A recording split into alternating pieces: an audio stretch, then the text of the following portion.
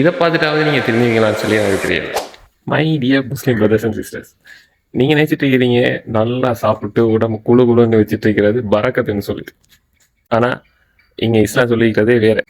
நீங்கள் மெயினாக சொல்கிற விஷயம் சாப்பிட்றதுக்கு தானே வாழ்கிறது, இல்லாட்டி மண்ணு தின்ன உடம்பு தானே, இது எதுக்கு எக்ஸசைஸ் எல்லாம் பண்ணி வேஸ்ட் பண்ண, அதுவாக தின்னுட்டு போகுது இப்படின்னு சொல்கிறது. இப்படி நீங்கள் உங்களுக்குள்ளேயே உங்களை ஜஸ்டிஃபிகேஷன் பண்ணுறதுக்கு நிறைய வச்சுக்கிறீங்க. பட் இஸ்லாம் சொன்னது அது இல்லை. ஹஸ்ரத் உமர் ரலியல்லாஹு அன்ஹு அவங்களோட சீரிஸ் ஒன்று வந்துருந்துச்சு. அது நீங்கள் எத்தனை பேர் பார்த்தீங்களோ சரியா, அதில் தமிழ் வெர்ஷன் யூடியூப்பில் இருக்குது. ஒத்தன்டிக் ஹதீஸை வச்சு, சரியான ஹதீஸை வச்சு எடுக்கப்பட்ட ஒரு சீரீஸ்.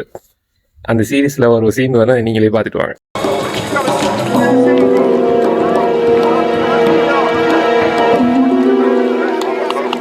என்னது இது? இறைவன் கிருபையால வந்ததா? இது கிருபை கிடையாது, அல்லாஹ்வுடைய தண்டனை.